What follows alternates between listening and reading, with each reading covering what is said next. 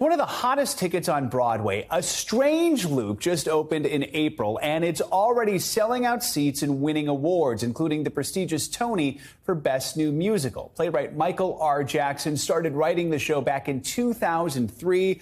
Well, the show's star, Jaquel Spivey, he just graduated from college last year. This is his first Broadway role. I sat down with both of them to talk about the show and its success. What's going on in New York? The plot to A Strange Loop might get your mind going around in circles.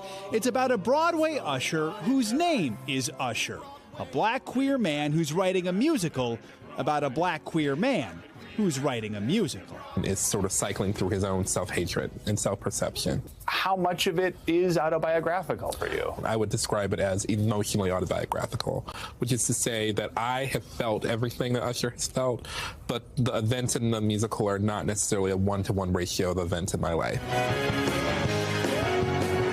This is a character that I think a lot of people don't assume that they can relate to.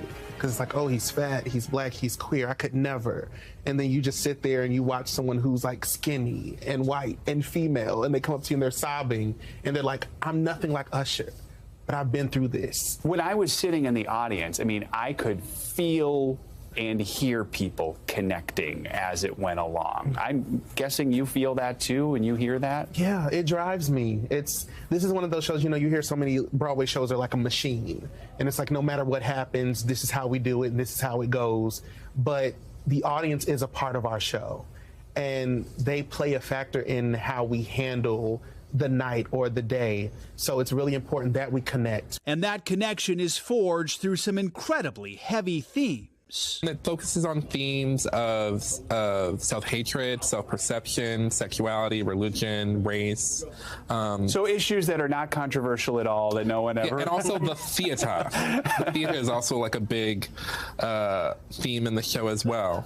How do you hope people who see it walk away? What's the main thing you want them to take away from it? I want people to walk away from the show thinking about themselves, because at the core, that's what the show is about. It's about a person grappling with himself.